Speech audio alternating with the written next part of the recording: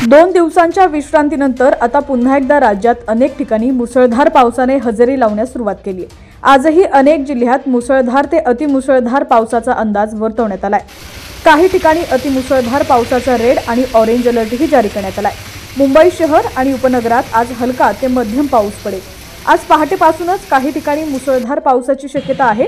कमाल आणि किमान तापमान 32 डिग्री सेल्सिअस आणि 26 डिग्री सेल्सिअसच्या आसपास असेल। पुण्यातही घाटमाथ्यावर अतिमुसळधार पावसाचा इशारा देण्यात आलाय, तर इतर ठिकाणी मध्यम ते मुसळधार पावसाचा अंदाज वर्तवण्यात आला असून ऑरेंज अलर्ट जारी करण्यात आलाय।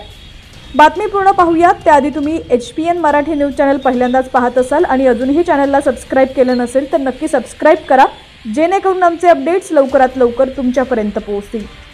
तर कोकणातील जिल्ह्यांमध्ये तुरळक ठिकाणी मुसळधार ते अतिमुसळधार पाऊस पडण्याची शक्यता आहे। रायगड, रत्नागिरी आणि सिंधुदुर्गमध्ये मुसळधार ते अतिमुसळधार पावसाचा ऑरेंज अलर्ट जारी करण्यात आलाय। साताऱ्यातील नागरिकांनी आज घराबाहेर पडताना विशेष काळजी घेण्याची गरज आहे। जिल्ह्यात रेड अलर्ट देण्यात आलाय। घाटमाथ्यावर अतिमुसळधार पावसाचा इशारा देण्यात आला असून इतर भागात मध्यम पावसाचा अंदाज वर्तवण्यात आलाय। याशिवाय कोल्हापूरमध्येही घाटमाथ्यावर अतिमुसळधार तर इतर ठिकाणी मध्यम पावसाचा अंदाज वर्तवण्यात आला असून ऑरेंज अलर्ट जारी करण्यात आलाय। विदर्भातील सगळ्याच जिल्ह्यांमध्ये पावसाचा अंदाज वर्तवण्यात आला असून काही ठिकाणी विजांचा कडकडाट आणि वादळी वाऱ्यासह पाऊस हजेरी लावण्याची शक्यता आहे।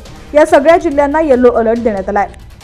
दरम्यान तुमच्या भागातील पावसाची काय परिस्थिती आहे ती देखील कमेंट सेक्शनमध्ये नक्की कळवा।